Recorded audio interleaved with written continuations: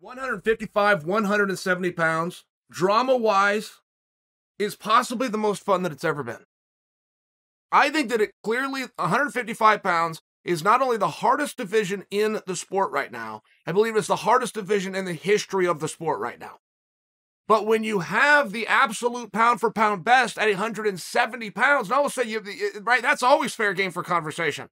Many people are questioning Oliveira. How do you question the guy that's got the belt in the division that we all think is the hardest, but it's happening? He's being questioned. Nobody's questioning Usman, but 170 doesn't get the same respect. Now, either way, I digress because it's not my point. Let's take a little bit closer look here. What the hell's going on at 170?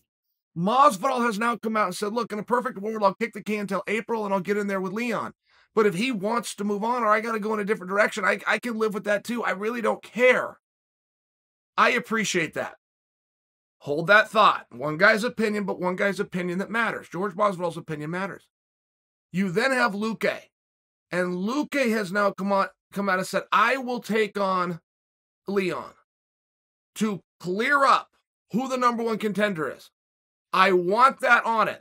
I'll do the fight if you tell me it's a number one contenders fight, but then he and I can settle this and one of us goes on. Now, that's a Hail Mary pass from Luque, but it was smart, and I think it's the best play that he's got. There is not very many likely scenarios. I would put it as far as no scenario where Luque's next fight is for a world title, and it's not because he doesn't qualify. He is good enough. He is getting his name out there. His record is beautiful. His skills are intact. There's just guys that have all the things that I just said, a little bit more. So there's not a scenario where Luque is going to get the world title, so then take the next best thing. If you can't get what you want, you've got to now want the next best thing, which would be a number one contenders match.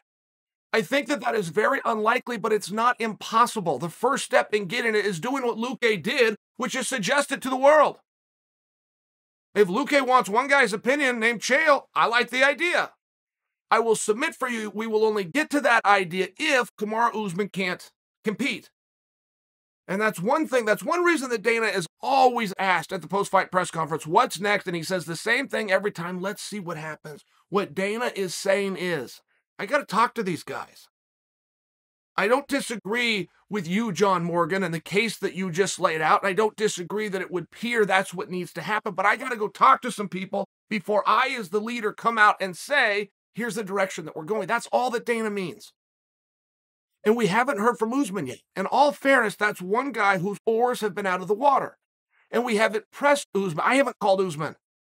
I kind of need this answer to come and talk to you guys, but I've left him alone because he gets a minute. Now, he only gets so many of them.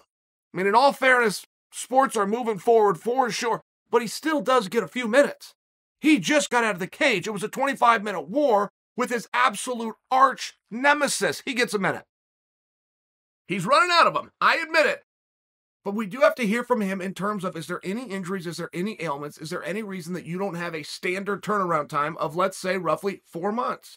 Because if the answer to that is no, I'm fine. I'm ready to go. Good motivation. Okay, great. Then we have to find him a fight. First and foremost, he, as the champion, gets the respect of getting a fight, and that is where Leon would come in. Now, even though that's what Leon wants, you're still serving Usman. You don't leave the champion unemployed.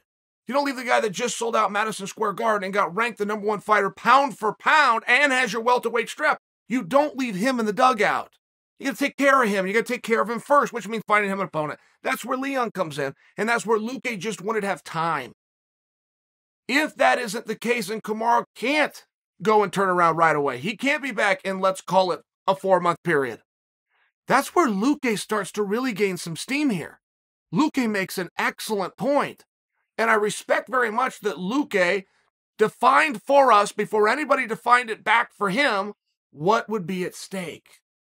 Very smart for Luque to start the conversation. This is the number one contenders. Luque went further. He said this is to settle all debate. Well, there is a hell of a debate.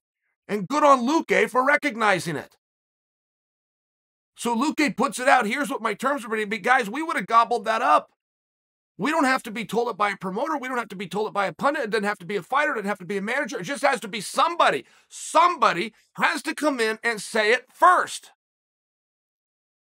Trying to explain to you guys how important it is to be first and say something, it's hard. I've tried. I feel that it's obvious, but it's more obvious for me than it is for other people.